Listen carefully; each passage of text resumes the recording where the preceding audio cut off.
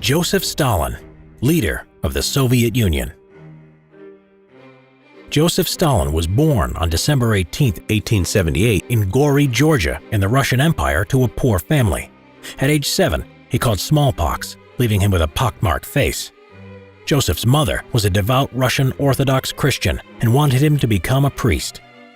In 1895, she sent him to study in Tiflis, the Georgian capital. However, he started reading the writings of Karl Marx and Vladimir Lenin after joining a secret organization which wanted Georgian independence from Russia. In 1901, he joined the Social Democratic Labor Party and organized protests and strikes for the revolutionary movement against Tsarism. A year later, he was arrested for coordinating a strike and sent to prison. Stalin would join the Bolshevik Party and use guerrilla warfare during the Russian Revolution of 1905. He impressed the party's leader Vladimir Lenin in his ability to organize meetings and strikes, as well as his ruthless techniques to raise money for the party by kidnapping and robbery. In 1907, he stole 250,000 rubles in a bank robbery in Tiflis to fund the cause. Around this time, he adopted the name Stalin, which means steel in Russian, or man of steel. During the Russian Revolution in 1917, Stalin ran the Bolshevik newspaper Pravda. By October, the revolution was over, and the Bolsheviks were in control. A civil war then followed with a Bolshevik victory. In 1922, Stalin was appointed General Secretary of the Communist Party, and he manipulated his role so that he was in a powerful position. Lenin died in 1924, and it was assumed that Leon Trotsky would be the next leader, but Stalin would make sure this wouldn't happen. He had Trotsky and other threats to his future leadership removed from the Central Committee and exiled. Eventually, Stalin was effectively dictator of the Soviet Union. In the late 1920s, Stalin would aim to turn the Soviet Union into a modernized, industrialized country, and he wanted it done rapidly. He developed 3 5-year plans between 1928 and 1938. Coal, oil, steel, and electricity production massively increased, but workers who failed to achieve their ambitious targets for production were executed or sent to the gulags. He also introduced collectivization to increase food production, seizing land originally given to the peasants and reorganizing it into collective farms.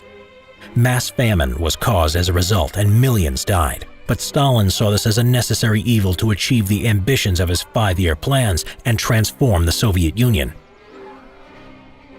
As Stalin created a cult of personality through culture, he became more paranoid. Everyone had to praise him, and his portrait was everywhere from schools to factories. In 1934, Stalin had party member Sergei Kirov killed because of the threat to his power. Throughout the 30s, Stalin purged Communist Party members, and 81 of the 103 generals and admirals were executed in the Red Army. 20 million citizens in the Soviet Union were sent to the gulags or executed. In 1939, Stalin made a deal with Adolf Hitler and Nazi Germany. When Germany invaded the Soviet Union in 1941, the Red Army was not prepared and suffered massive losses, and it had not helped that Stalin had purged many talented officers during the 30s. Stalin refused to leave Moscow as the German forces moved further east. In 1942, the Red Army at Stalingrad were told not to give the city to German forces and to defend it at all costs, as the city bore Stalin's name. This was the turning point in pushing the Nazis back, and soon the Red Army was liberating Eastern Europe all the way to Berlin.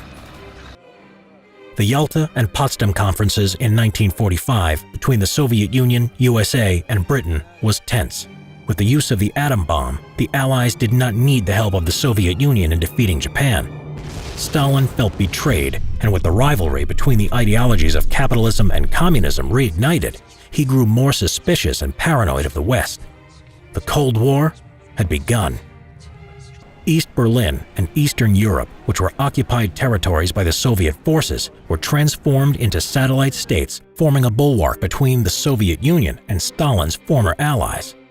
As his health deteriorated in the early 1950s, and after an attempted assassination, Stalin's paranoia increased even to the doctors looking after him, which he had tortured to confessions of poisoning.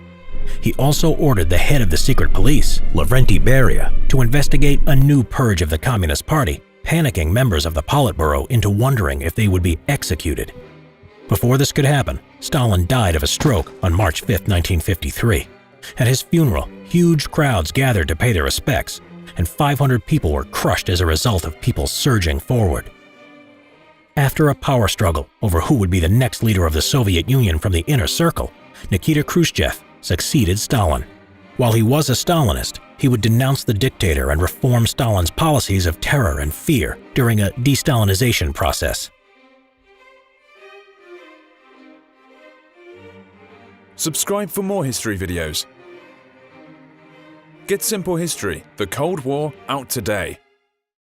Thank you guys for all your support on the Simple History YouTube channel. If you enjoy it, please consider visiting our Patreon page. There, you can show us your support for the channel by donating and make a huge difference in what we're able to create for you. Plus, you can get early access on upcoming videos. So let's keep it growing, and thank you for being part of this amazing community.